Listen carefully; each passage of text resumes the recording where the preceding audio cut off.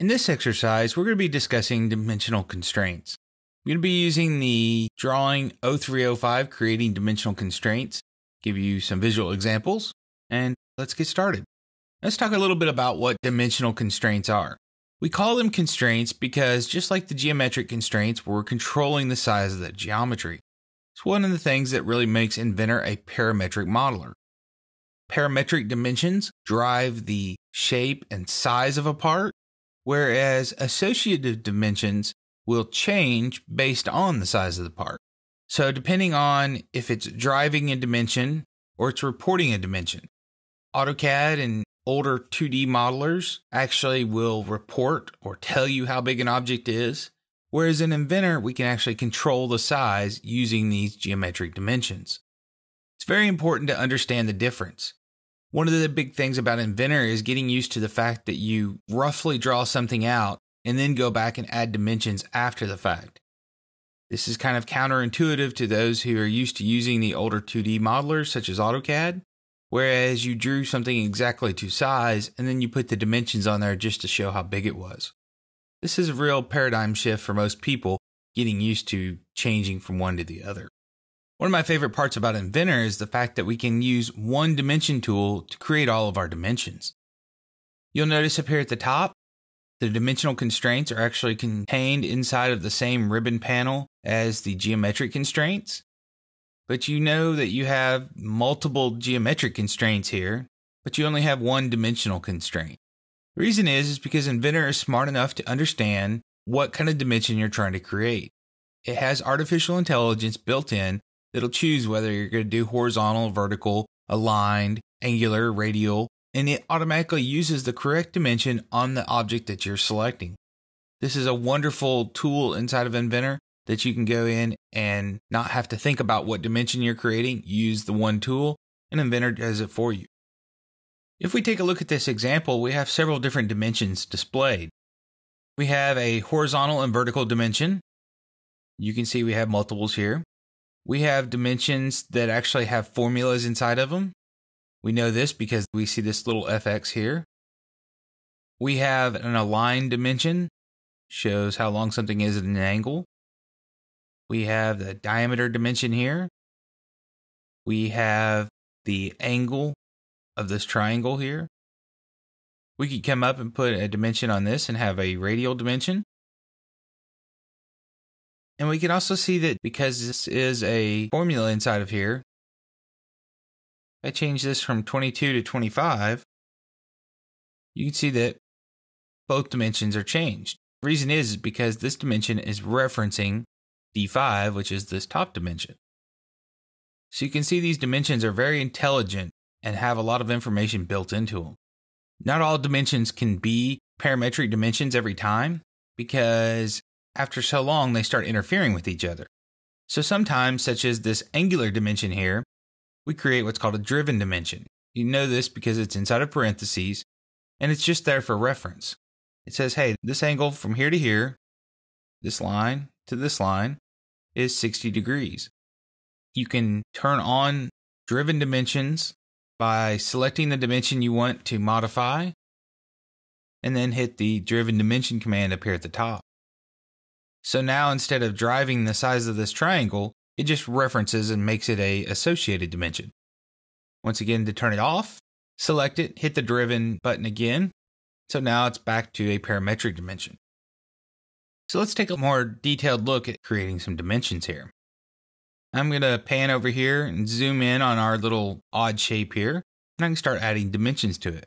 To do this, I go up, I select our single dimension command at the top.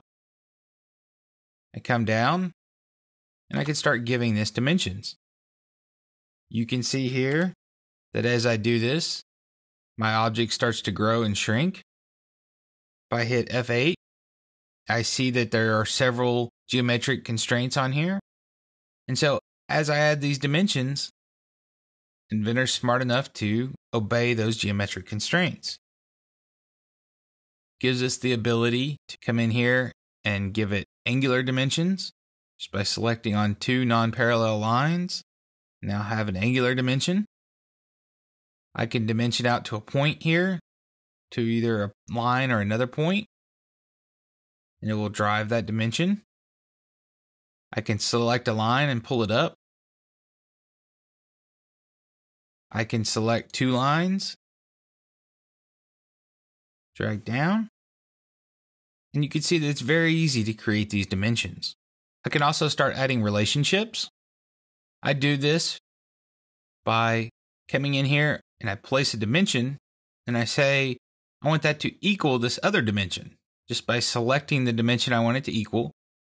So now that's the exact same dimension. Do the same here. So I want this dimension to equal this dimension. Now I don't have to remember what that is. Inventor automatically adds in that relationship. You can see here, by adding this dimension up here at the top on this line here, it already has an equal constraint to it. So it's saying, hey, this will over-constrain it. Choose accept to create a driven dimension. So this is going to create an associated dimension. So if this changes, it's going to show us what this is, but it won't allow us to add that input. And the reason is because this would interfere, if I hit F8 here, with this equal dimension where it's equal to this, that is actually equal to this.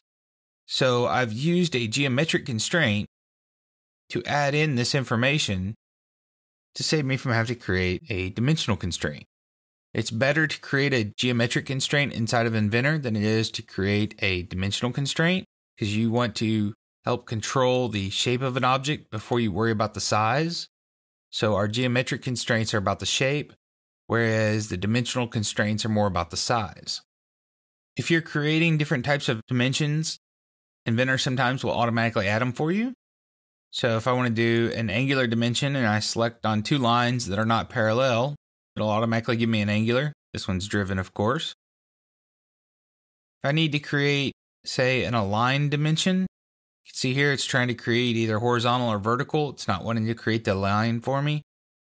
So I can right click, come down here and select the align command. Now, this allows me to create an aligned dimension on there. So if it's not giving me what I want, this is very true also with radial versus diameter, you can right click and choose what type of dimension you actually want it to be. As you're creating your dimensions, you'll notice that Inventor automatically comes up and asks us what size should it be. Once again, we can either reference another dimension or we can type something in. If we didn't want it to ask us this every single time, if we undo this dimension we just created, we select the dimension command again, and I pick my line, and I drag it down, and before I actually drop my dimension, if I right click, you'll notice there's an option up here that says Edit Dimension. If I uncheck this, whatever dimension it is, whenever I drop that dimension, is what it'll stay. Now I can go back and change it after the fact. So if you just want to real quickly drop a bunch of dimensions in here and then go back and change them, come back in here and say, okay, this one needs to equal this one after the fact. It'll allow us to do that. However, most of the time whenever I create a dimension, I actually want to put in what it needs to be. So I right click and I'll turn that back on so that as soon as I drop it in there, it comes up and asks me what that dimension needs to be. Hit OK, and now I have that dimension. If we pan over here a little bit, we can take a look at our object here. And you can see I select on this arc, I can right click, and now I have the option between radius dimension, diameter dimension, and arc length dimension. Choose arc length. I can actually determine what it is. So by right clicking, I get that option to tell Inventor what kind of dimension I want to use if it doesn't automatically select it. Even though you may have all the dimensions on an object you may want, dimension is also a good cheat to be able to come in and verify that you have your constraints on there the way you want them. Basically, you come in here, you select the 2 lines, and we can look and see, yes, this is 90 degrees. This is a quick cheat way instead of looking at your geometric constraints.